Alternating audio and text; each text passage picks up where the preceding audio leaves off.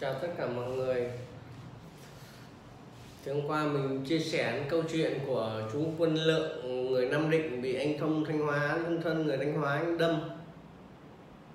Thì tối hôm qua về tôi nằm tôi suy nghĩ lại, tôi nhớ lại cái sự việc. Thì hôm nay tôi xin đính chính lại là không phải anh Thông Thanh Hóa đánh bài và bị chú Quân Lượng bắt bài, mà đánh giống anh Ngọc Kim mà bị thu bài giống anh Ngọc Kim, không phải. Hôm nay tôi xin đính chính lại là cái sự việc đó là như thế này. Đó là cái ngày đấy là bọn tôi là đội rau xanh, mà còn anh Thông này trước anh cũng là đội rau xanh của đội 10, là ăn chung với Mâm Anh làm đội trưởng, là anh Tuấn Sồm người Thanh Hóa luôn. Thì đi ra cái đội 10 thì nó làm ở cánh đồng Tay Ngang, nó rất xa, nó cách khoảng 5-6 cây đi bộ á. Thì anh Thông anh xin làm sao anh lại xin được về cái đội tôi là cái đội làm gần trại. Đã đội rau xanh, cũng đội rau xanh, chú Quân Lượng làm đội trưởng. Thì cái hồi thời đó thì tôi nói cho tất cả mọi người biết là cái ngày đó là rau tưới á, cái đồ để mà tưới á, thì phân đạm cũng có, với phân lân các thứ là nhà trại vẫn mua để là tưới cho rau vẫn có. Nhưng thường thường thì người ta hay vào lấy phân người của Phạm á để ra để tưới rau. Tôi nói cho các bạn nghe là ngoài Bắc thì nó gọi là phân người, là phân Bắc, là lấy phân vào trong những cái hầm cầu của toilet trong trại đấy, là múc phân đấy bắt đầu gánh ra ngoài đội để mà tưới cây, tưới rau. Đấy, tôi nói cho các bạn nghe ngày đó là bị tưới rau bằng cứt. Thì nói chung là sĩ quan ông tướng thì các bạn biết rồi, mẹ cứt thì nó dơ bẩn, còn là bị gánh mà bị đội trưởng gánh rồi thì thôi rồi. Trong công việc lao động sợ nhất là cái món đó, mà đã bị gánh rồi thì là bị coi như bị hủy rồi. Còn thường thường là âm binh mất ma với tầng lớp nhân dân mới phải gánh, tôi thì tôi không bị gánh. Nói thật với các bạn là tôi nghỉ nhiều, gánh là ngày nào cũng phải gánh sáng cữ chiều cữ, vì lúc đấy là đội rau là không có đi làm thông tầm, làm đến trưa 10 rưỡi 11 giờ trưa thu quân về, đầu chiều xuất cổng tiếp, cho nên ngày 2 cữ. Có đợt tăng cường là gánh mấy cữ luôn liên tục, gánh đi gánh về ra mà tưới.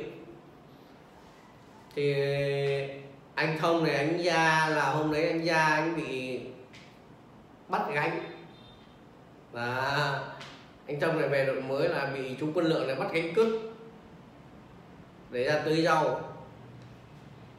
Thì anh Thông này anh không gánh, anh chống luôn. Thì đi ra ngoài về họp đội, lúc đấy nó nhớ là đi ra ngoài bắt đầu ngày hôm đấy thì vào đầu giờ chiều là anh Thông anh không gánh, thì gánh thùng vô thì anh gánh, nhưng mà bắt anh cứt ra anh không gánh. Thì đi ra ngoài anh chống như vậy đấy, thì vì ra ngoài thì cán bộ lập biên bản, đi ra ngoài đội thì phải dắt đội đi luôn. Thì đi ra ngoài đội thì lập biên bản ở ngoài đó, lập biên bản là chống đối không lao động. Thì bắt đầu trói anh vào, trói hai tay anh vào, trói ra đằng sau này các bạn này, trói xong bắt đầu là họp lớp, họp đội đấy, bắt đầu họp cái đội vào, bắt đầu lấy ý kiến là như vậy đấy, lập biên bản, là đọc cái biên bản lên là anh chống cán bộ. Thì lúc đấy là chú Quân Lượng, chú đang đội trưởng mà đi giày Mata, đi đến có sút anh Thông Thanh Hóa mấy cái vào ngực, mà trong khi đó anh đang bị trói đó. Thì ngày hôm sau là anh với đâm chú Quân Lượng đấy. Thì là hôm qua tôi kể lộn, tôi nhớ lộn là anh cũng đánh bài giống anh Ngọc Kim, nhưng không phải. Tôi nhớ là vụ vị gánh cứt, chú bắt gánh cứt để tưới cây, tưới rau, mà anh Thông này anh không gánh. Thì đâm trong vụ đó thì anh về bệnh xá. Thì giờ ra sau tôi cũng về bệnh xá, tôi nằm kế bên anh ấy. Thì hôm nay mình chia sẻ cho các bạn là mình đính chính cái câu chuyện của anh Thông Thanh Hóa và chú Quân Lượng. Thì hôm nay mình kể lại cái câu chuyện mà cái năm đó là không biết là mình đang ở ca này, là lúc đấy là không nhớ là năm 98 hay 99 gì các bạn ạ. Thì tầm khoảng 3 giờ chiều Tôi chia sẻ này về câu chuyện về công của người phạm tên là Tuấn Tư, sinh năm 1974, người Hải Phòng. Thì có nghĩa là vào một buổi chiều, lúc đấy khoảng tầm 2-3 giờ chiều, bọn tôi thì tôi nghỉ bệnh xá mà tôi đang vòng vòng ở trong trại, bọn tôi chơi với mấy các anh lớn, là các anh đang tập thể dục. Ngày đó là trong trại là các anh đổ tạ, các anh lớn là không phải đi làm, mặc quần áo lót không mà tập thể dục, tập tạ, đổ tạ với đổ te, cũng tập thể dục. Thì bắt đầu có tiếng súng báo động thu quân. Thì có nghĩa là tiếng súng đấy là tiếng súng, hình như tôi nhớ là bắn 3 phát hay sao, tiếng súng báo động thu quân. Thì các đội đang đi lao động ở ngoài là thu quân về hết. Bọn tôi ở trong trại này mà đang chơi và mà đang tập thể dục này đâu có chuyện gì đâu, tầm chưa bao giờ có cái trường hợp như vậy. Chỉ có đánh nhau, đánh lộn mà bắn đứng súng một phát thôi, hoặc là trốn chạy bắn 2 phát, mà đây bắn 3 phát là bắn tiếng thu quân đấy. Hoặc là nửa đêm mà nếu mà những cái mà đợt dịp gần mấy cái ngày lễ Tết, những cái ngày 30 tháng 4, 2 tháng 9 hay là Tết Nguyên đán, gần mấy ngày đó thì cán bộ có bắn điểm danh buổi đêm để mình tập quân theo lệnh cho nó quen, là mình dạy mình điểm danh là buổi đêm thôi. Nhưng mà đây là 3 giờ chiều bắn 3 phát súng, tôi nhớ là 3 phát súng là thu quân đấy. Thì bắt đầu thu quân, bắt đầu điểm danh vô thì các đội phải thu quân về hết, nhập về trong trại KB này, bắt đầu nhập trại vô. Thì về là đâu có vào điểm danh, chẳng biết cái chuyện gì. Thu quân điểm danh nó đầu chiều rồi mới phát, một lúc sau bắt đầu mấy tiếng sau mới mở cửa phát cơm ấy. Thì cái câu chuyện này là ngày hôm sau thì được biết đi làm mà các anh em đội trưởng đi thì cán bộ cũng sẽ nói về ngày với cán bộ, với mấy người đội trưởng đội phó là thân nhau lắm. Hoặc mấy cái anh đun nước là các anh ấy đun nước cho cán bộ ăn, mà nấu nướng cho cán bộ ăn, các anh thân lắm. Thì biết được câu chuyện này là có ông Tuấn Tư, người Hải Phòng, sinh năm 1974, hai án chung thân. Là nghe lại câu chuyện lại là các anh nói lại là thằng Tuấn Tư nó đổ dầu người nó đổ dầu từ trên đầu xuống, nó đốt tự xử. Thì nó tự xử, nó chạy ra nó ôm cán bộ, lúc đấy gọi là cán bộ sơn cục trong trại A. Thì khi sau này tôi vào trong trại A đấy, tôi chuyển vào trong A, nghe anh em trong trại A kể là cán bộ Sơn này hình như chửi thằng Tuấn này, hay là tát nó một cái gì đấy, nó đổ. Thì trong phân A nó có mấy khu, chia là mấy khu, thì cứ một khu là có một cán bộ với một trật tự là mở coi khu đấy. Còn ở trong buồng nữa thì nhiều buồng, cứ một khu nó nhiều buồng mà. Thì trong A này nó cũng có từng khu một thì có một trật tự đeo băng đỏ thì trực cổng khu này, nếu mà đi ra đi vô là trật tự đó mở cửa thì mới được đi ra đi vô. Còn một cái khu mà cái chỗ cán bộ Sơn này hôm nay đang trực, và tôi nghe thấy nói kể là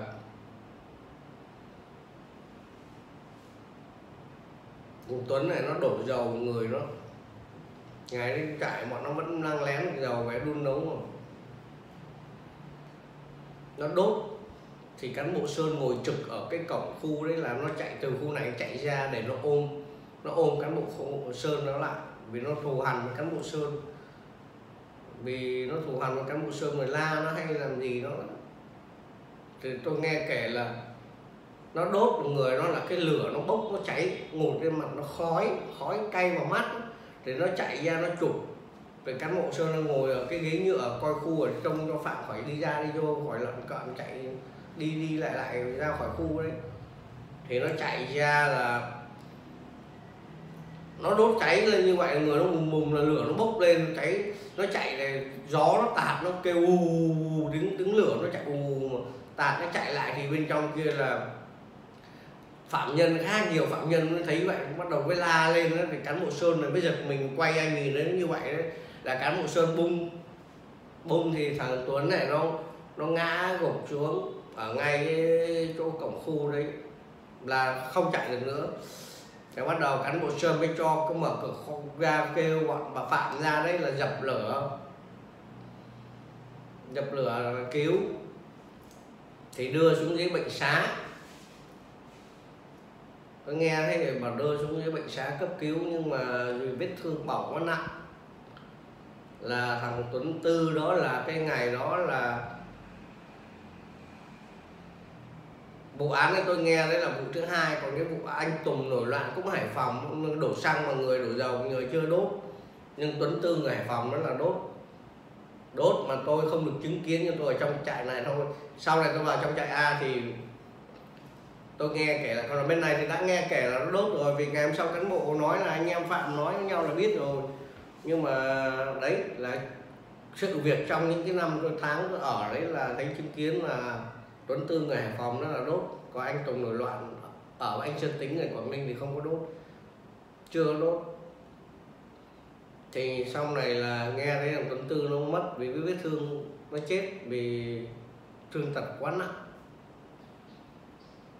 bỏng nhiễm trùng máu, vết thương bỏng nặng, dầu như thế nó thấm như vậy thì các bạn biết rồi, cái lực của nó chạy mà lửa nó to, nó chạy như một ngọn đuốc sống như vậy, nó chạy đến nó ôm mà lửa nó tạt vào mắt nó không nhìn được. Cho nên là với Phạm cũng hô, hôm đấy Phạm ở trong đông ấy, hô lên cán bộ Sơn mới chạy mới thoát được đấy.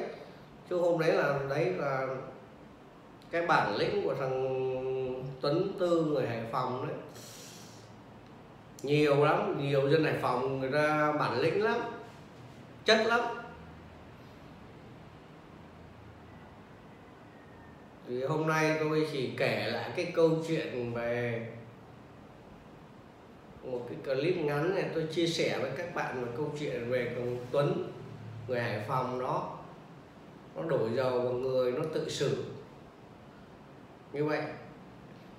Ngày mai ngày mốt tôi kể những cái chia sẻ với các bạn những cái câu chuyện của những anh phạm nhân khác để cho các bạn nghe thấy mà hiểu biết là cái tù cái thời đó nó ghê gớm, nó kinh khủng như thế nào. Chứ mà như thời bây giờ thì cũng đỡ rồi, thời từ năm 96, 97 trở đi là thấy nó đỡ rồi, nó kinh tế, tù phạm nhân làm có kinh tế rồi, chứ nó không phải như ngày xưa làm nước sông công tù mà cuộc sống nó khắc nghiệt lắm. Nhưng bây giờ nếu mà cái thời buổi bây giờ nếu mà phạm nhân giỏi làm đan ghế hay là may giỏi đấy, may bóng giỏi, may được có tiền mà các bạn, cuộc sống bây giờ của phạm nó đi lên nhiều rồi,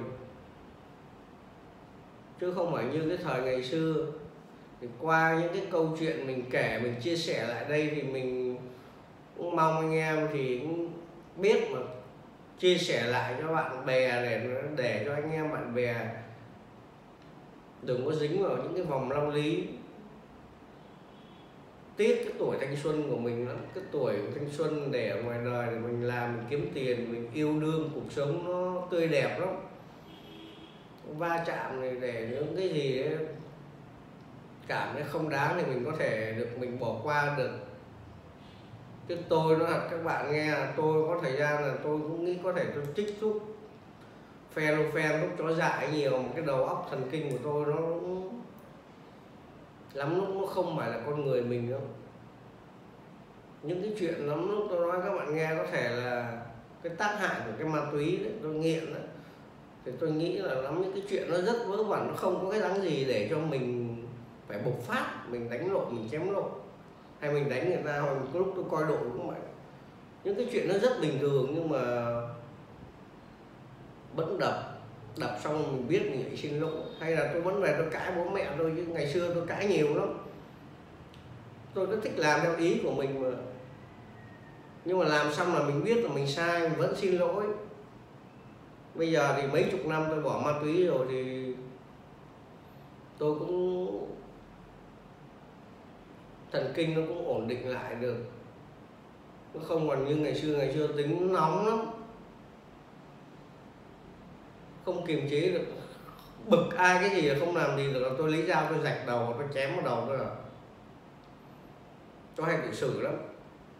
Đấy là cũng có thể là nó tác hại của ma túy đấy các bạn.